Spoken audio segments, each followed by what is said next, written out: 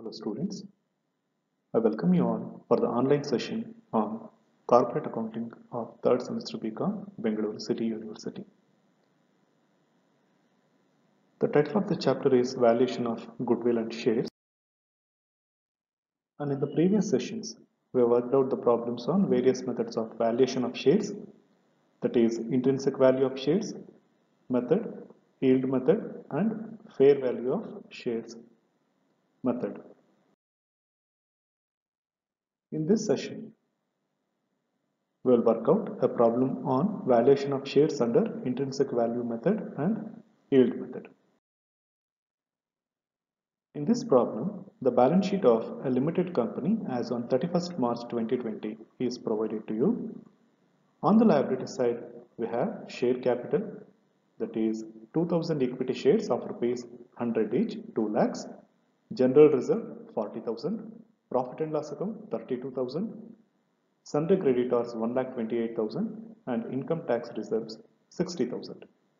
And on the asset side, we have land and buildings 1,10,000, plant and machinery 1,30,000, patents and trademarks 20,000, stock 48,000, debtors 88,000, bank 52,000, preliminary expenses 12,000, and the total of the balance sheet is 4,60,000. In the adjustment, the expert valuer valued the land and buildings at rupees 2,40,000, goodwill at rupees 1,60,000 and plant and machinery at rupees 1,20,000. So while calculating the value of shares under net assets method, we have to consider this value. Out of total debtors, it is found that debtors of rupees 8,000 are bad.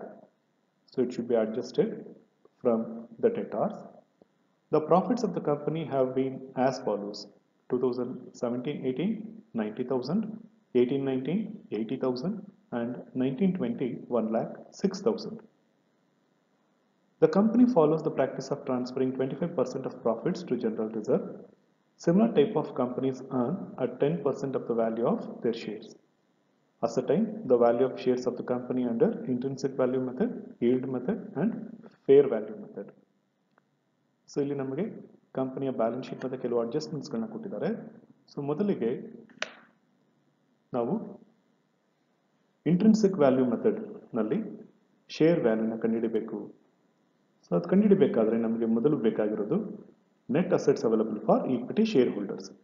So ಅದನ್ನು ಕಂಡುಹಿಡಿಬೇಕಂದ್ರೆ ಮೊದಲಿಗೆ ನಾವು we have to take the market value of assets and that includes land and buildings 2,40,000, plant and machinery 1,20,000, patents and trademarks 20,000, stock 48,000, debtors 88,000 minus 8,000 80,000 and bank 52,000.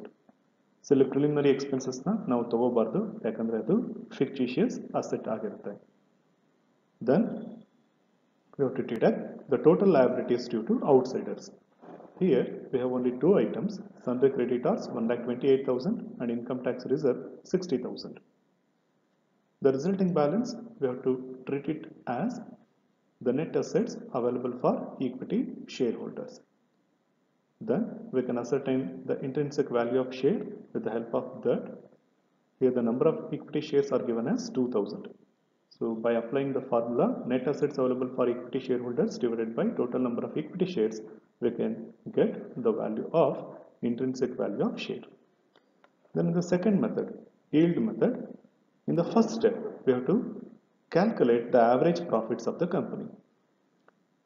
Here the last 3 years profits are provided to us: 90,000, 80,000, 1,06,000. In 1,06,000 we have a bad debts that should be adjusted there, and the average of that will be the average profits of the company. In the next step we have to calculate the net profits available for dividends to equity shareholders. There first we have to take the average profits. From that we have to deduct the general reserves by transferring 25% of the profits, and the balancing amount can be treated as net profits available for dividends to equity shareholders. In the third step, we have to calculate the capitalized profits And the formula for that is net profits available for equity shareholders divided by normal rate of return, that is 10% as given in the problem, multiplied by 100. And finally, we can compute the value of market value of share, that is capitalized profits divided by total number of equity shares. And in the last step, in the last method, we have to compute the fair value of share. It is the average of intrinsic value and market value of the share. Now, let's move into the calculations part. First, to ascertain the net value of assets available for equity shareholders, we need to take the market value of assets. As I already said, the assets are land and buildings 2,40,000, goodwill 1,60,000, plant and machinery 1,20,000, patents and trademarks 20,000, stock 48,000, debtors 88,000 minus 8,000 rupees of bad debts, so 80,000, and bank balance 52,000. So the market value of assets are 7,20,000. From that we have to deduct total liabilities due to outsiders. There are two items, creditors 1,28,000 and income tax reserve 60,000. Total liabilities 1,88,000. Therefore, the remaining balance of rupees 5,32,000 can be considered as net value of assets available for equity shareholders. With this, we can compute the intrinsic value of equity share by using the formula net value of assets available for equity shares divided by number of equity shares. Net value of assets are rupees 5,32,000 and the number of equity shares 2,000. Therefore, the intrinsic value of equity share is rupees 266 per share. Next, under yield method, in the first step we have to compute the average profits, and the formula is total profits divided by total number of years. If the total profits are 90,000 plus 80,000 plus 1,06,000 minus 8,000 of bad debts divided by 3, it comes to 89,333. So the actual bad debts written off must be deducted from current year profit. And in the next step, we have to calculate the profits available for dividends to equity shareholders. Here, first we have to take the average profits of the company, that is 89,333. From that, we have to deduct transfer to reserves, that is 25% of profits, that comes to 22,333. And the balancing figure of rupees 67,000 can be treated as net profits available for dividends to equity shareholders. Then in the third step, we can calculate the capitalized profits by using the equation profits available for equity shareholders divided by normal rate of return multiplied by 100. That is 67,000 divided by 10 into 100, that comes to 6,70,000. In the last step, we have to calculate the market value per share by using the formula capitalized profits divided by number of equity shares. Capitalized profits are 6,70,000 and number of shares 2,000. Therefore, the market value per share is rupees 335 rupees per share.